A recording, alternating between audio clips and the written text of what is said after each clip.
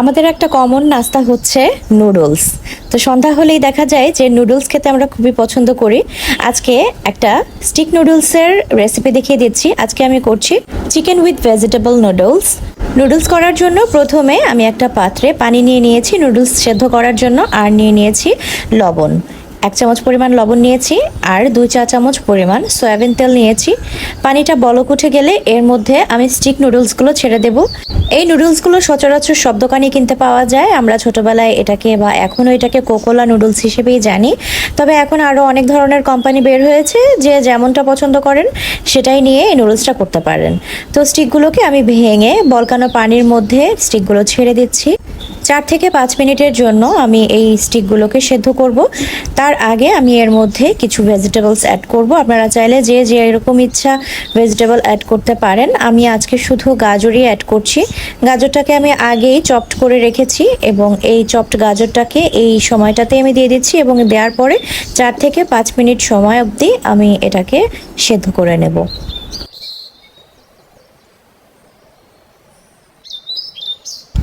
নুডলসটাকে আমি 80%-এর মতো সেদ্ধ করব। খুব বেশি কুকড করা যাবে না, তাহলে কিন্তু নুডলসটা গলে যাবে। তো যখন 80% এবং ভেতর দিকে একটু কাঁচা থাকবে, সেই অবস্থায় আমি এটাকে একটা ছাঁকনিতে ছেঁকে নেব।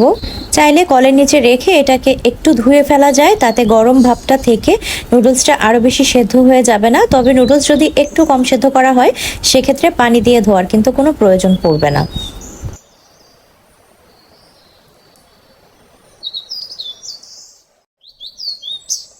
নুডলসটাকে ঠান্ডা হতে দিয়ে এখন আমি একটা মাংসের টুকরো নিয়ে নিচ্ছি। আমি একটা বোনলেস পিস নিয়েছি, বুকের মাংস, যেখান থেকে অর্ধেকটা পরিমাণ আমি আজকে রান্না করব এই নুডলসের সাথে। কারণ নুডলসের পরিমাণটা যেহেতু একটু কম, তাই আমার একটু চিকেনটাও কম লাগবে।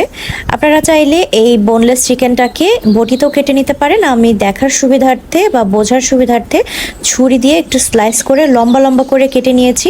অবশ্য লম্বা লম্বা করে কেটে দিলে এটা কিন্তু দেখতে খুব সুন্দর লাগে, আর বেশি ছোট করলে কিন্তু চিকেনটাকে অনেক সময় খুঁজে পাওয়া যায় না। তো চলে যাচ্ছি কড়াইতে আমি তেল নিয়ে নিয়েছি 5 থেকে 6 চা চামচ পরিমাণ, খুব বেশি তেল নেইনি।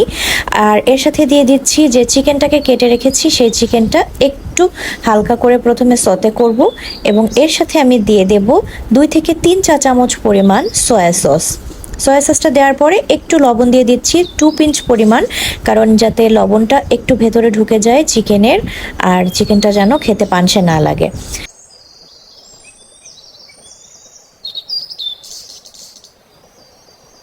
লাইট একটু ব্রাউন কালার হয়ে আসলে এই পর্যায়ে দিয়ে দিচ্ছি একটা পেঁয়াজ কুচিটা একটু হালকা নেড়েচেড়ে লাইট ব্রাউন কালার হয়ে আসলে, খুব বেশি ভাজার কিন্তু প্রয়োজন নেই, কারণ নুডলস যেহেতু চাইনিজ জাতীয় খাবার, এগুলো একটু সতে করেই খাওয়া যায়।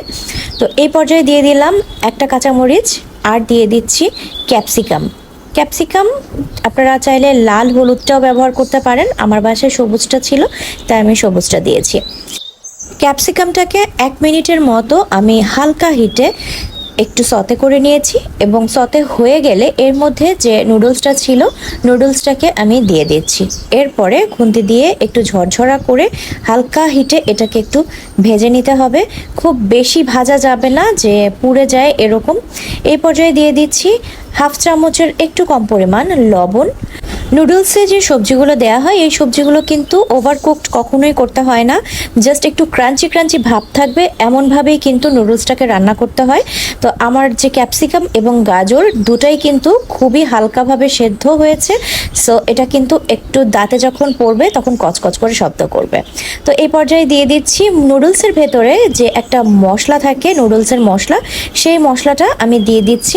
আপনারা চাইলে এটাকে স্কিপ করতে পারেন, তবে এটা দিলে টেস্টটা ভালো আসে নুডলসের, তাই এটাকে আমি বাদ দিইনি। আপনারা চাইলে এটাকে নাও দিতে পারেন। এখন জাস্ট এটাকে একটু নেড়েচেড়ে মশলাটা মিশিয়ে দিলেই হয়ে যাবে কিন্তু চিকেন ভেজিটেবল নুডলস। এটা কিন্তু আমাদের বাংলাদেশিদের স্টাইলেই রান্না করা। আমরা কিন্তু প্রায় ঘরেই এভাবে নুডলস রান্না করি। অতিথি আসলে আমরা এভাবে নুডলস রান্না করে খেতেও কিন্তু পছন্দ করি। অফিসে অথবা স্কুলের টিফিনের জন্য কিন্তু এভাবে নুডলস রান্না করে দেয়া যায়। তো আশা করি আজকের ভিডিওটা আপনাদের অবশ্যই ভালো লেগেছে, কারণ আমি নুডলসটাকে খুব সহজভাবে রান্না করে রেসিপিটা দেখিয়ে দেওয়ার চেষ্টা করেছি। ভিডিওটা যদি ভালো লাগে তাহলে অবশ্যই একটা লাইক করে যাবেন, আর যারা নতুন দেখছেন অবশ্যই সাবস্ক্রাইব করে আমার পাশে থাকবেন, যাতে আমি নতুন নতুন আরও ভিডিও বানানোর জন্য অনেক উৎসাহ পাই। তো পরবর্তী ভিডিওতে আবার দেখা হবে। আল্লাহ হাফেজ।